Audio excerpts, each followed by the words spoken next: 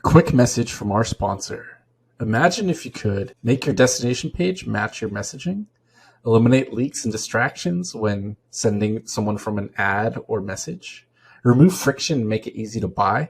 Dream no more. Checkout Links is a simple but powerful app that lets you quickly create specialized bundles in a mini landing page that syncs directly with your Shopify checkout.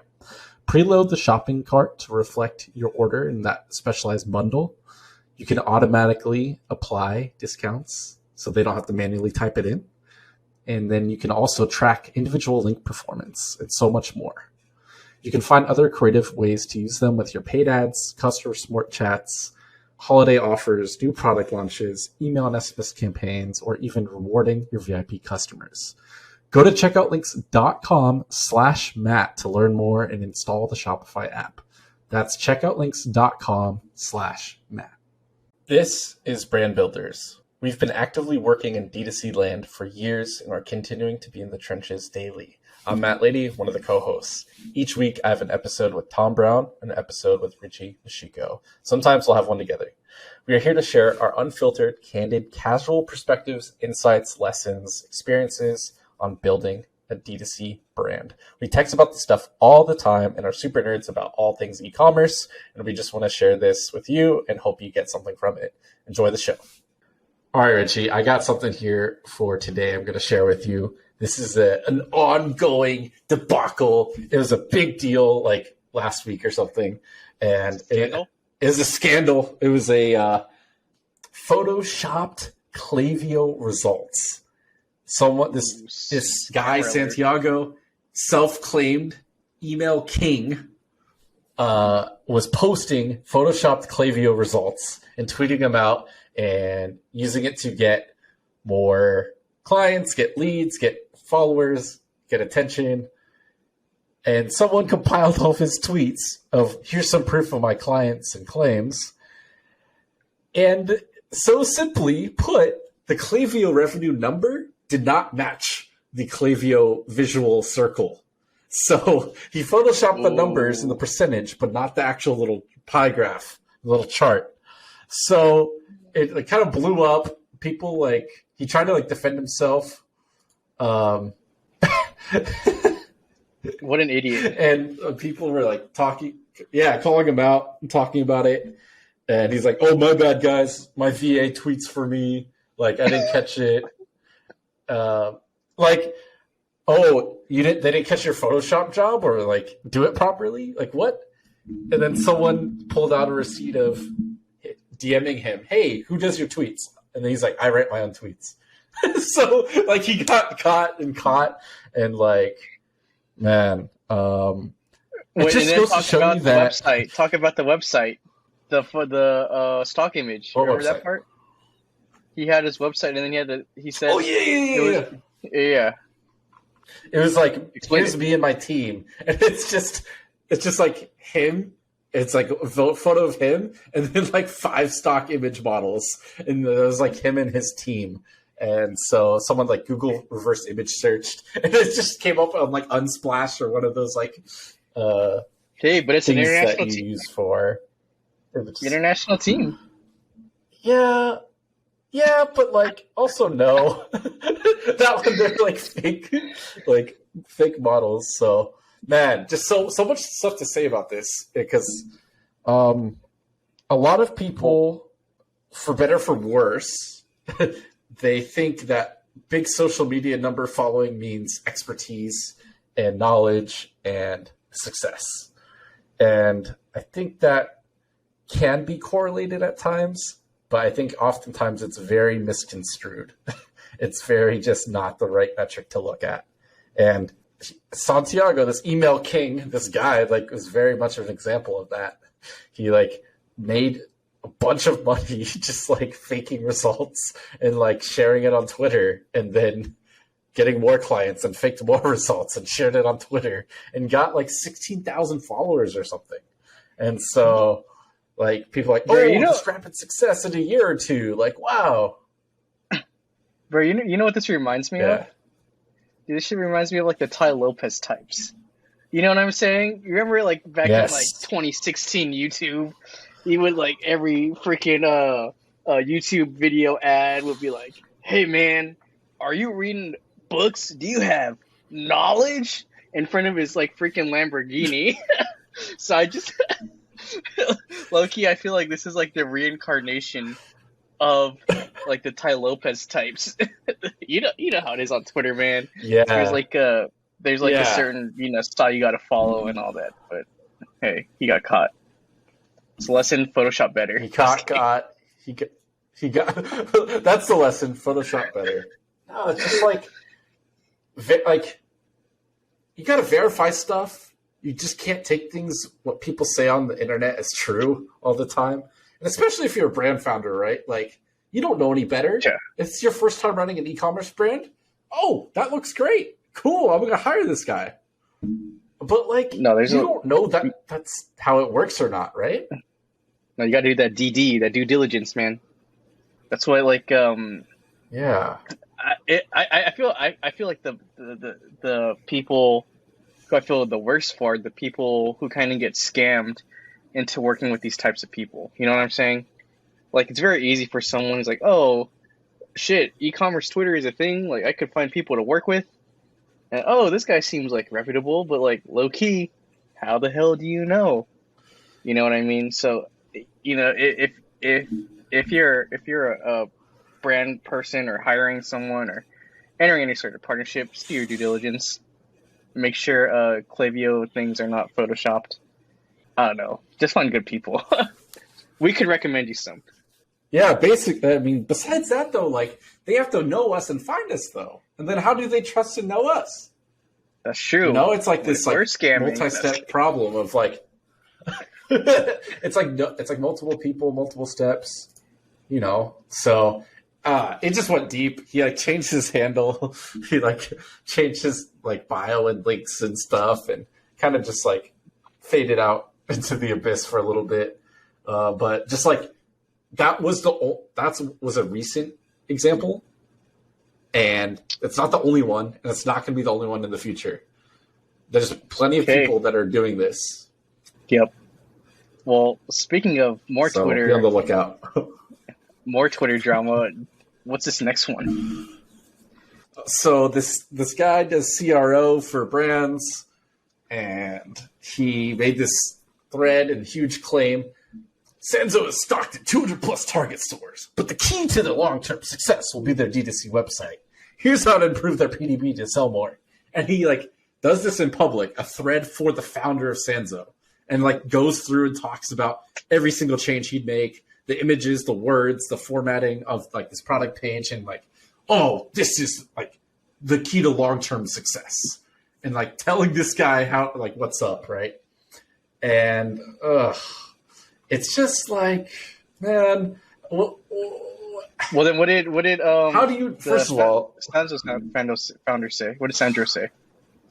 I don't have it right in front of me, but he said something about, cool, thanks for this, but respectfully, like D2C is not the like channel for us to like scale our brand and win on. Beverage is like really hard to ship, so you don't really use that way, and you go into retail and wholesale and stuff versus D2C. And so it's just like this guy using a hammer and sees a nail and or not a nail, he sees a screw and tries to use the hammer like fix the screw, right? He's like, oh, CRO, it's going to fix everything. But he's not able to apply it like correctly and properly. Like, yes, those things might help for the PDP and the like actually better conversion rate, all this stuff. But you just sort of lose credibility. You lose like people's attention and trust when you go off with a big, bold claim like that at the beginning. Like, this is the key to their long-term success. It's like, oh, not really.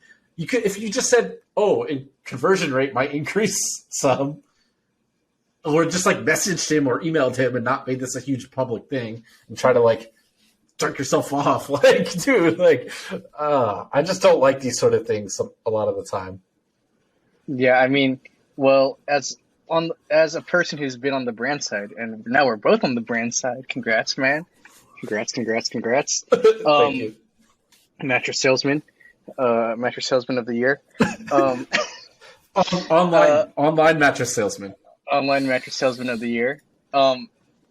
As someone on the brand side, first of all, okay, I understand what the guy's trying to do, right? I mean, he obviously has an agency. He's trying to get business, and it's a clever way of getting business, perhaps.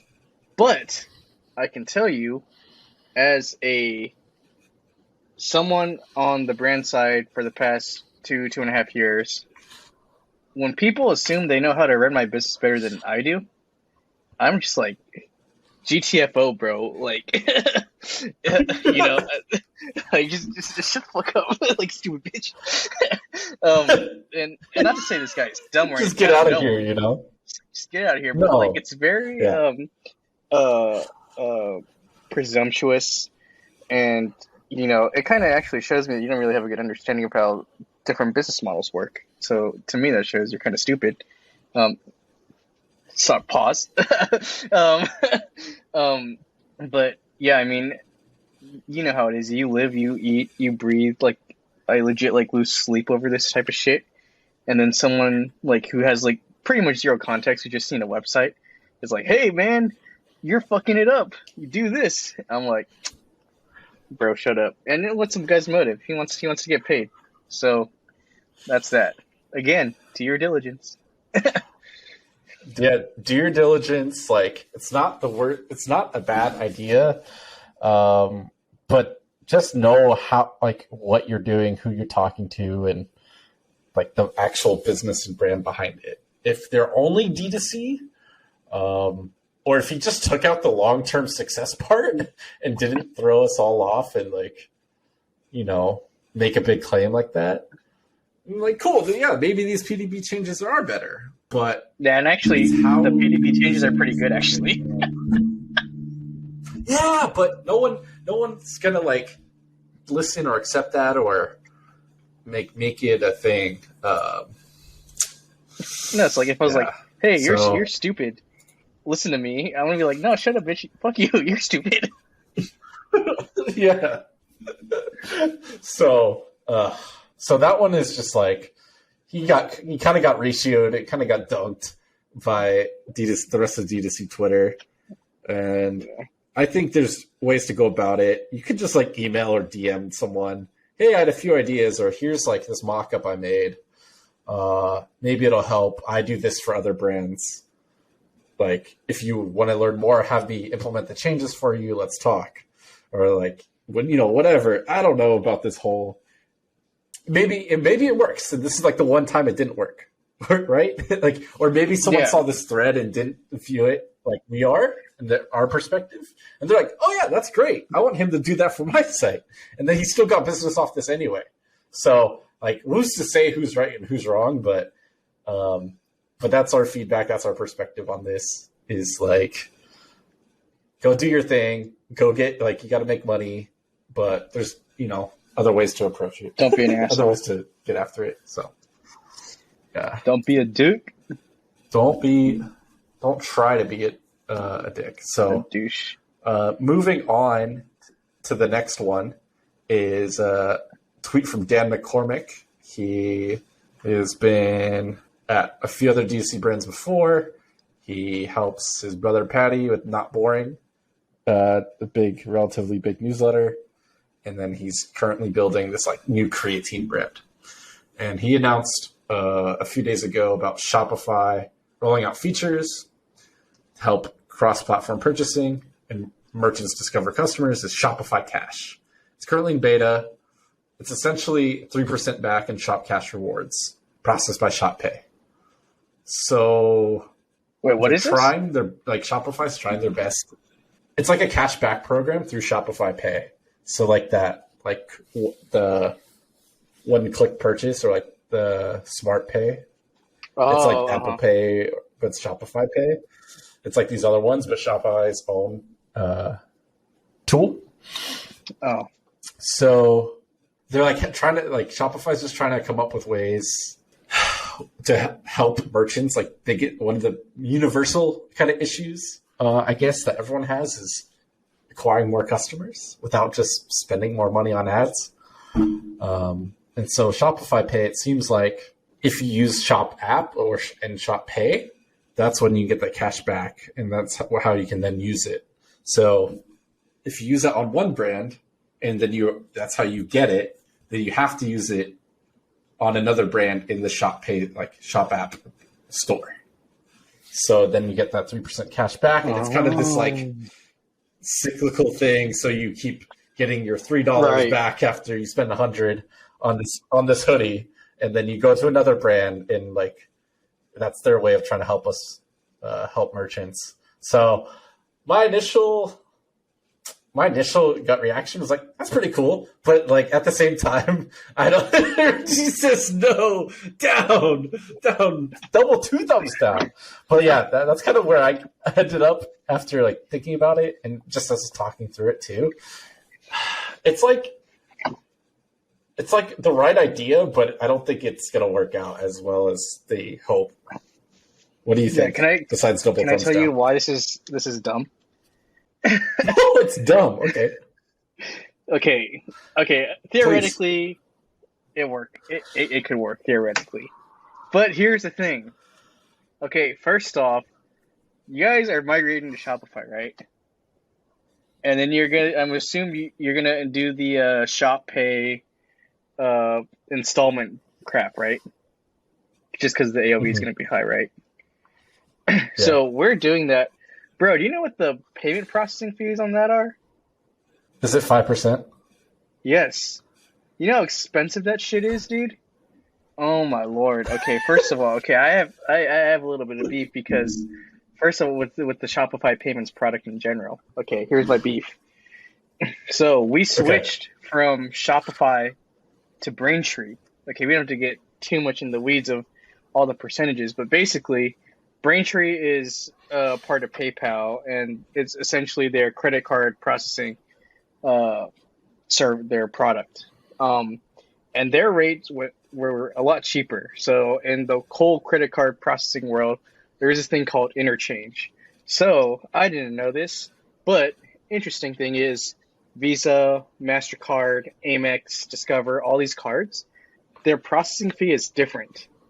So like if you have a Visa card, your shit might be like a 0.5% transaction fee. If I have Amex is normally higher, it might be like closer to 3 or 4% transaction fee. So what interchange is, it basically mirrors those fluctuations within the individual card, and then they charge like 15 basis point transaction fee on 0.15% on top of that. Shopify, and that's great because most people don't have Amex, so the processing fee is not going to be average on 3 or 4%. You know what I mean? So we switched from Shopify Payments because Shopify is a flat 2.15% on. We're on plus 30-cent transaction fee. And last year at mid-teen figures, we saved about $200,000 in processing fees.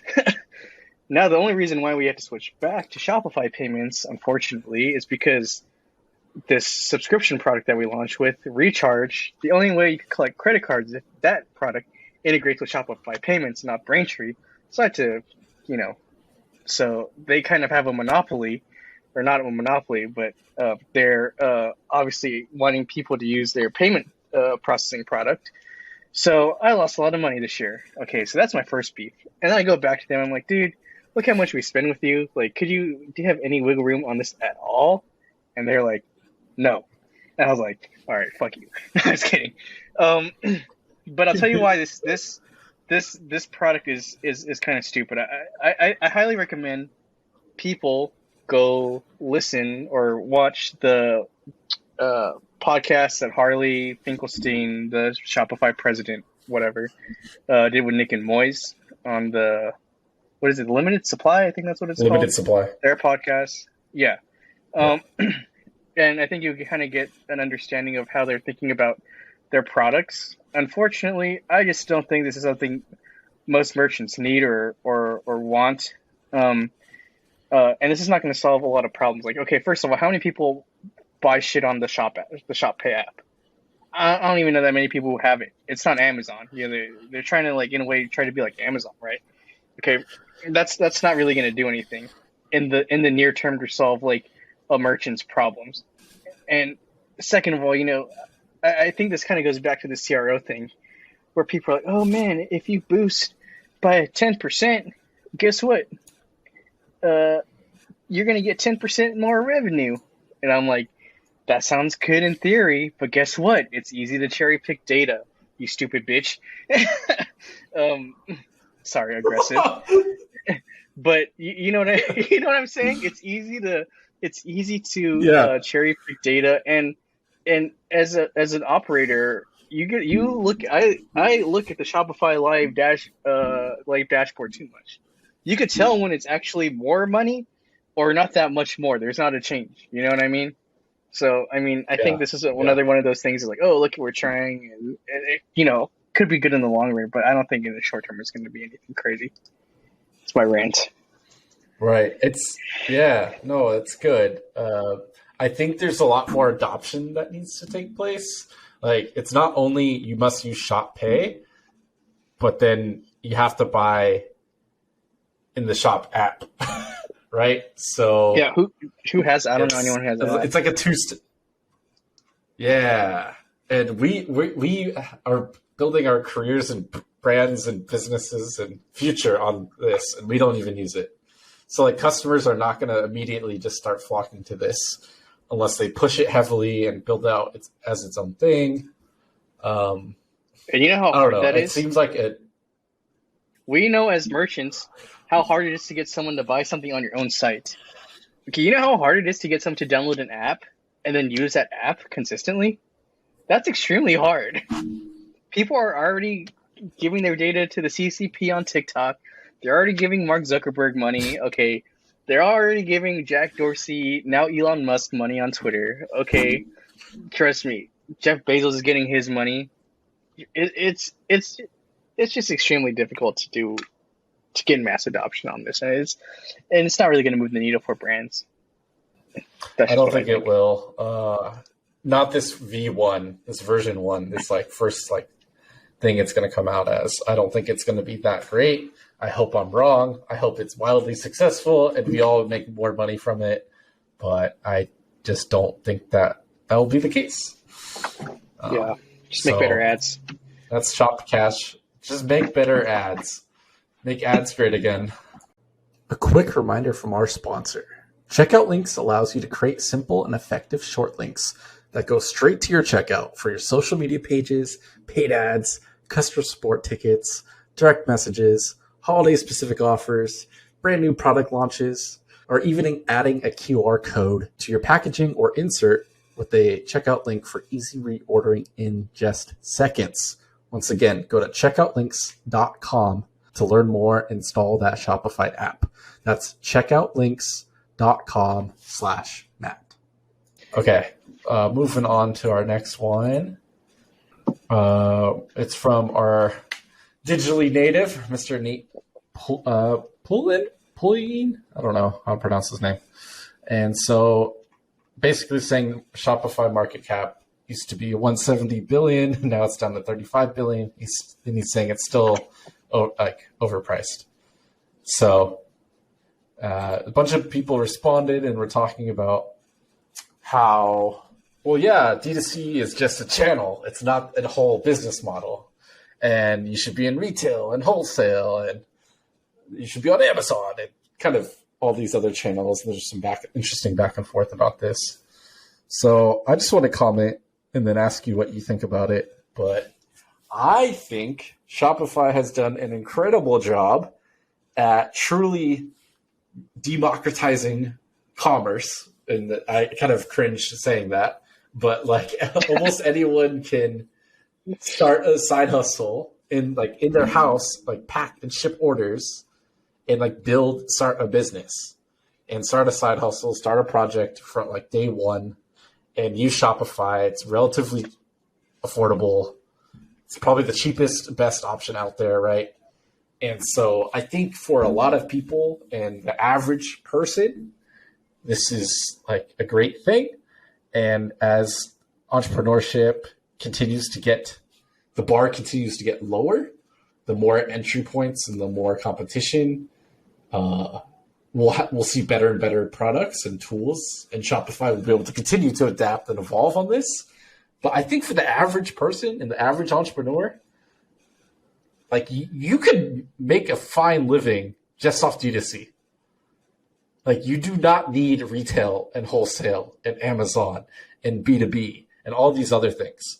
I think if you're trying to do this $1 billion business or $100 million business, then sure, I think you need to expand into other channels, into other marketing stuff and sales channels as well. But I think for the average entrepreneur, they would love to make $1 million a year at some point.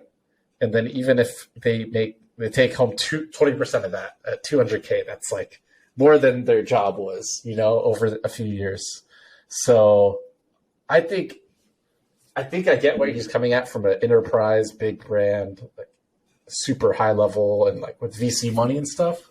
But I think for the average entrepreneur, I think it's pretty well valued and a pretty good product. And I think more people, it's more accessible. And I think that's what they're going for. And they're trying to change and iterate the product and build upstream, right? And so to scale, like Glossier just migrated over to Shopify recently. So like they do have big brands on it, right? But that's not been their main focus so far. I just wanted to get your thoughts and opinions on this. Yeah, so I 100% agree with all the stuff that you just said, since because you're a genius, you know what I mean? So obviously. So I'm going to go a little bit in a different direction with this. So I don't know anything about the financials of Shopify. I don't look at their whatever financial reporting they have to do since they're on the Canadian stock market, whatever the equivalent in S1 is in the States. So I think this is more of a theoretical question about the value of Shopify in the macro economy, right?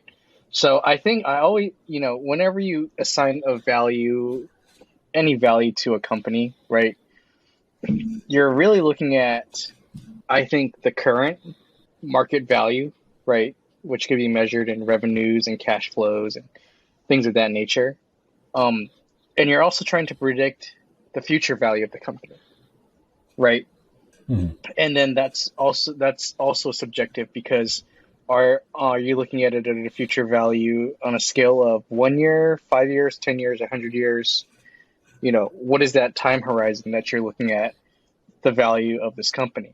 Okay, so I guess the point that he's trying to make is that if it's overvalued today, I'm not going to comment on the current state, but I think this is more of like a long-term view that if you go down further in thread, he kind of gives an explanation of why that there are going to be competitors a lot of competitors are going to take market share. Amazon, the Facebook thing where they started trying to get you to sell your shit on their platform directly to customers.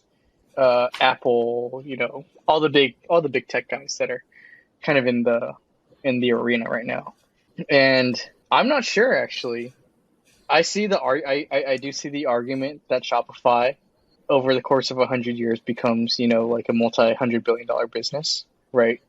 I think sometimes in the short run, I don't necessarily understand some of the product decisions that they're making.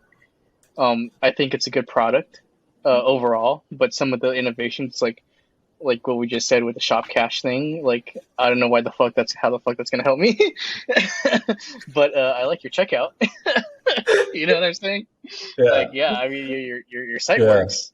It's functional. It's easy to use, and I could see a world where that those mistakes or those decisions compound on top of each other, and they kind of blow the opportunity that they have.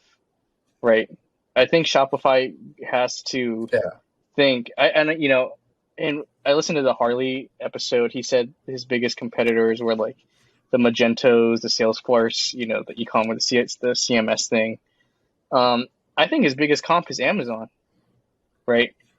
and the way that they're going, building the fulfillment network. I mean, Jeff Bezos has been doing this for 20 years, and he's an animal. Do you really want to compete against that? I wouldn't. Um, I think the bull case for Shopify is if they become really clear on their product vision and what they are, where they are in the ecosystem. Right now, they're trying to do a lot of things. I don't necessarily know that's the wisest thing. And the other force is if, like you said, they are going after a lot of small guys, right, or small like entrepreneurs. Like starting small is super hard now, right? So how many of those people that start now are going to graduate to 10 million, 20, 50, $100 million, $1 billion in annual revenue, right? So they might have to go after, like you said, the Glossier example, get an existing bigger brand that's not on Shopify and get them on Shopify. That could be the growth strategy. I don't know. But as e-commerce, as a percentage of total revenue just continues to go up, maybe. It's kind of a long cop-out answer. That's okay. That's okay. We're here for those. Sometimes the best answer is a non-answer. So I agree that it's hard to compete against Amazon, especially with the fulfillment and shipping and that sort of process. They acquired Deliver earlier this year or last year, I forget. But I think that only helps people because if they can, like Harley was saying on the pod, he was like, a lot of 3PLs suck and you don't really know who to go to. You don't know if you're getting overcharged or what's right or what's wrong. And there's no accountability. But if you go through Shopify Fulfillment Network, it's from production to the warehouse and the warehouse to the porch, right? So you can track every single order from start to finish there that way and manage it all on one platform. Shopify gets a big bulk discount because they have all these stores under themselves as Shopify. So economies of scale. I see that. Yeah, I see that potentially working out and making more sense. And you can be more hands off. You still have to drive traffic to the site. You still have to answer customer questions. You still have to come up with new products. And you still have to launch them. You still got to run ads, acquire traffic, and all that too. But that is one piece of the puzzle that, Dude, I was just having this conversation with my buddy today. Dude, you know how hard it is to run an e-commerce store well? Like, there's a lot that goes into this thing, man. There's like the traffic. You have to get the traffic. You have to manage the inventory. You do all the marketing. You do the customer service. Like, you know how and on top of that, you have to install all these apps into your site to make it work. You have to install analytics. Like, bro, you know how hard that's a lot of work when you think about it. It's not that simple. Dude. No, it's not simple. It's not easy. Especially if it's your first time and you're coming from a different industry or you just know the product. Like, I've developed this product, but you have to learn everything else in part of running a business. So it's really difficult for sure. And so I think there's other ways to make it simpler and easy and more accessible. And I don't know how big of a lift that some of these things like the Shop Cash or the fulfillment network and all that is going to make on making it easier and simpler, because you have to pay with time or money for anything you do, right? In business and in life, it's time or money. And so when you're starting out, you technically have more time than you have money, but a lot of people starting out can't just quit their job and then start their business. They have to start the business on the side and build it up over time. And so you have even less time. So then you have to spend money. But money for a lot of people it's not that simple and easy to come by. Like, all these people, this is 1% of Twitter and like VC. Oh yeah, I'm just going to go raise around real quick and get like $2 million and see if my business works. Like, I think that's can be such a privileged take and misunderstanding of how easy it is to acquire capital like that for the average everyday person. That's just not the case. So I think until like Shopify Audience is, right? Like their lookalike stuff and uploading those to. Yeah, go ahead. Yeah, I think the more that I've thought about this is my thesis. Tell me if it's a good thesis or not. Okay, I think there's two types of businesses in the world. There's demand gen businesses and there's demand capture businesses, right? So demand capture is like, hey, you have a plumbing shop. Guess what? You put out a shitty flyer on like 100 doors, you're going to get a few customers, right? Because when pipes don't work and you got to take a dump, someone's going to call a plumber, okay? And those businesses just have inherent demand in the market, right? So the key to those businesses scaling and growing is having really good operations in place so that they could service all the demand and capture, right? It's like you have it's like you have a net and you're catching fish and there's a shit ton of fish coming, right? And you just want to make sure you have a big enough net and there's no holes in your net so that all the fish that are jumping inside that net are being caught and you're not like losing them, right? So that's one type of business. Another type of business, the other one is the demand gen, right? So that's where you're fishing, and I would put most e-commerce in this category, right? Where your demand, you have to generate the demand, where you have to run ads. You have to get someone who's fucking doom scrolling through Instagram, show them an ad, get them to click on the ad, get them to go to the site and make a purchase, right? There's a lot of inherent friction in that process. But those demand gen businesses, you have to do both, right? And that's like you're going fishing and there's one or two fish in the lake. And you're like, shit, where do I fish? I could use the right lure. What time of the day do I fish, right? I obviously like fishing. I'm Asian. Okay, I can't help it, okay? Gotta get canceled. But it's a completely different way of fishing, right? And I think the inherent thing that Shopify is not solving for to have the long-term staying power, right? And I think this thing that Amazon solved is the demand, so that merchants just have to service the demand, right? If you're on Amazon, okay. Amazon has the demand. People are going to Amazon. You don't have to figure that out. All you have to figure out is how to get your listing up. And, that's demand gen in itself. But the inherent thing for the Amazon company as a whole is that they're getting demand no matter. They've solved that problem. I don't think Shopify solved that problem for merchants, right? Because Amazon doesn't care if brand A or brand B gets the sale. They just want a sale to happen on the platform, right? And then they'll let you fight it out. But Shopify, everyone has to go get their own. It's not like Shopify is giving you a pool of customers and say, hey, 100 brands, go fight for these customers. And I think that's a big risk, especially as all these ad costs and stuff start going up. It's harder to generate demand. So that's a bull case against Shopify.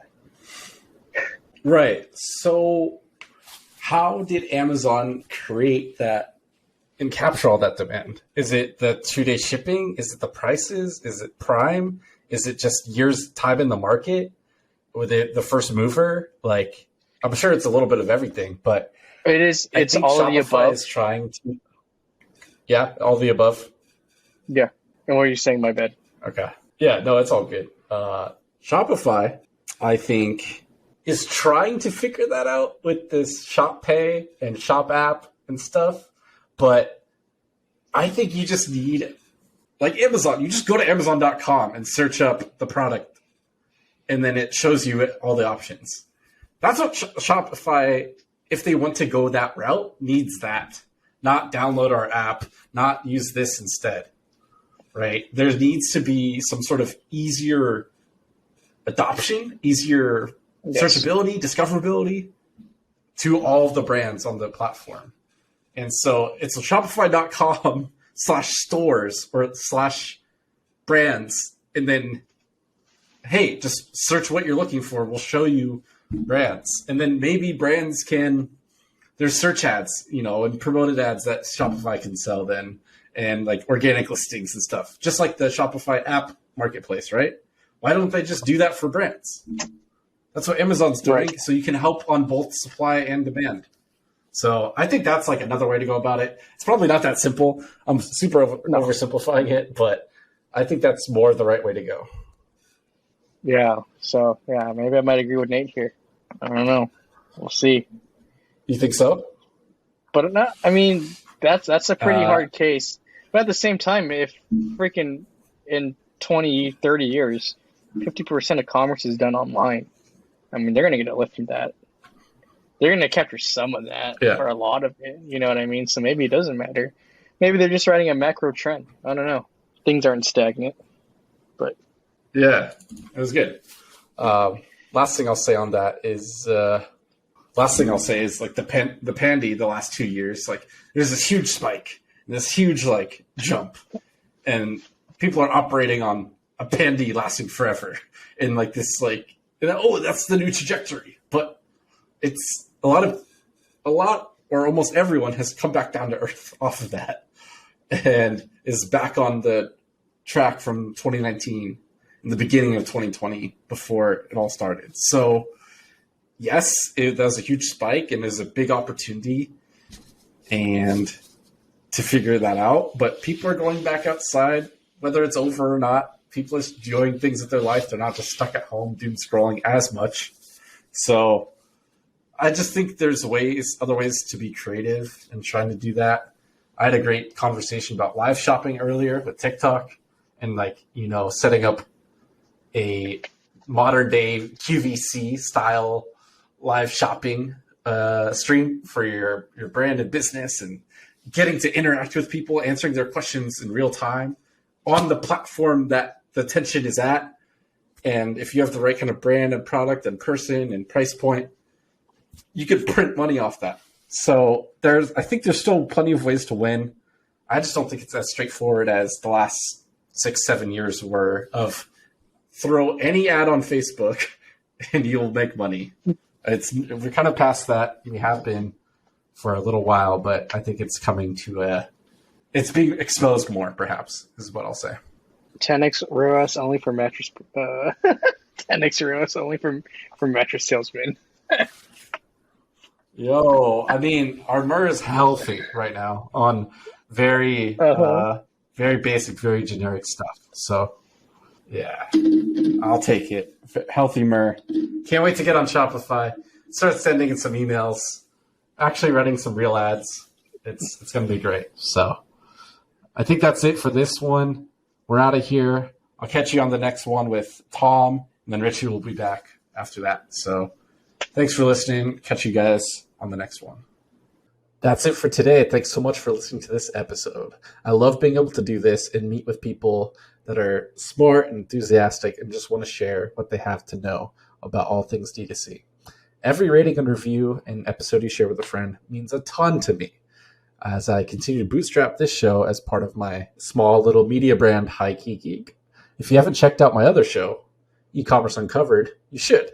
It's a little more tactical and practical, and I've guest experts on to learn from freelancers, agency owners, in-house marketers, and founders, all in an effort to help you continue to bootstrap your D2C brand profitably. 2 episodes a week will have you staying up to date on the ever-changing industry and learning fundamental concepts and tactics for you to apply to your own brand. That's E-Commerce Uncovered on the High Key Geek YouTube channel, Spotify, Apple, or anywhere else you find your podcasts. Catch you next time.